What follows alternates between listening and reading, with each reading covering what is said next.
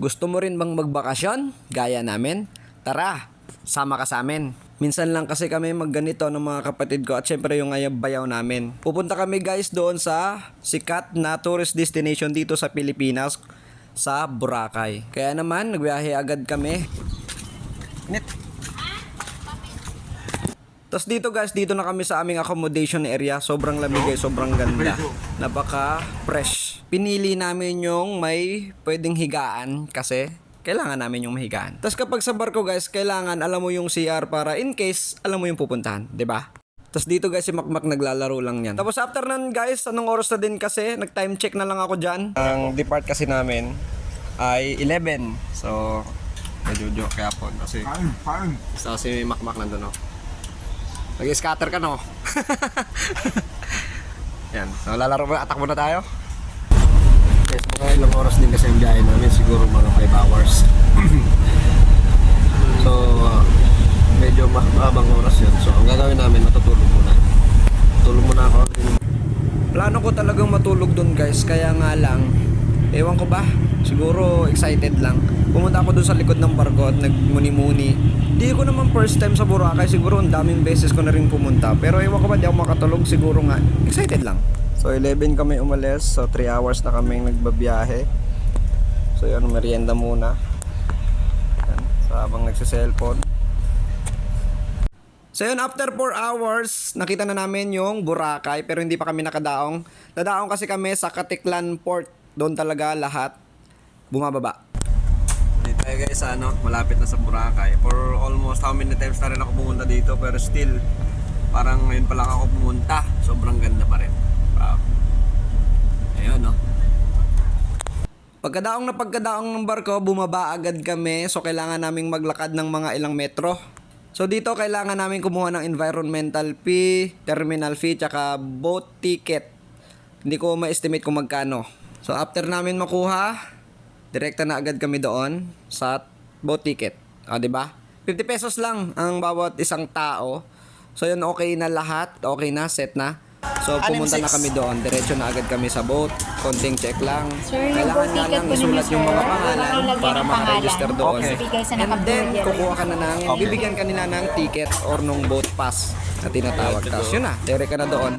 At pagkababa, syempre kailangan namin maghanap ng e-trike na pupunta doon sa aming hotel na pag-i-stayan. So dito napaisip ako, sarap siguro mamana dito.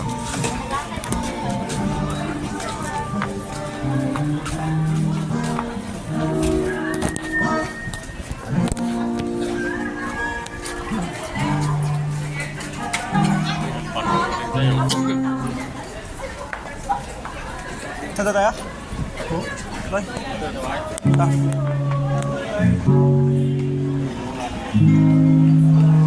Pala. Dito guys, tinutumbok lang namin dito yung paradahan ng e-trike. Doon kasi kami sasakay. So kapag dyan kayo sumakay dyan, mapapamahal. So mautak tayo eh. Doon tayo sa mas mura-mura. Okay? Tapos technique dito guys, dapat marunong ka magsalita ng dialect ng Aklanon. Marunong naman tayo ng konti kasi nga dito yung mga pinsan natin. Dire-diretso lang tayo dito guys. Doon sa diretsong yan, yung daan na yan. Diretso dyan kasi ang paradahan yan. For the last time kasi dyan din kami pumunta. Okay? So dito kasi 25 pesos ang bawat tao. So depende na lang kung may mga gamit kayo, i-rent nyo na lang for worth of 200 pesos. Hindi naman masama, hindi naman sobrang mahal. Goods na rin naman kasi 6 kami, tapos may mga bagay, may mga bag. Tsaka malalaking din ang mga kapit na sa dagat daw.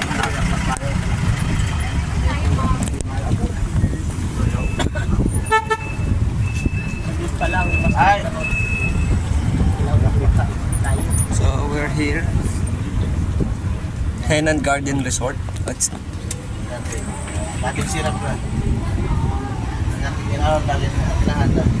not. Oh, hindi pa yun. Dito tayo. Kasi iba yun eh. Magkakaiba sila. So, Henan din siya. Oh! Beach! Yeah, I told you it's about beach. Yeah.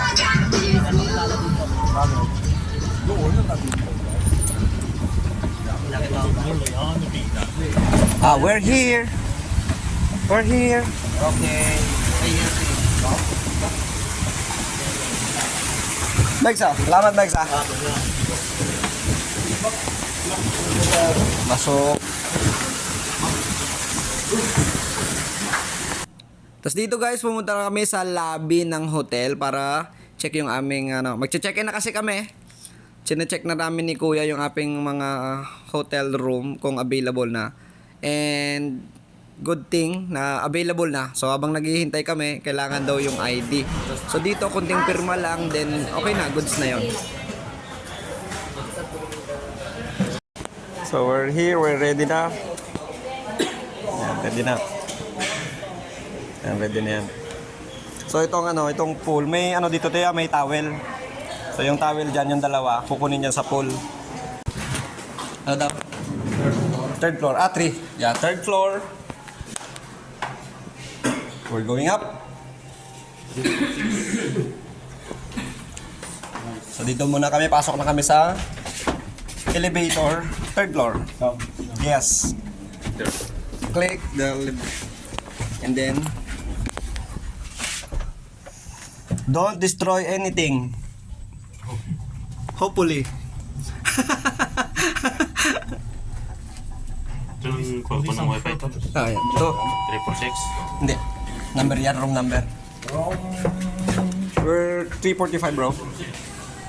Dito kasi guys, nagkakagulo kami kung saan kami pupunta. Wala kaming ideya. So, tinitingnan na lang namin yung mga number. Ang nangyari kasi dapat kumaliwa kami. Ang nangyari, kumanang kami. Kaya, yun, umikot pa kami. Dapat doon na lang kami sa kaliwa. 'Di ba? Ang galing, no?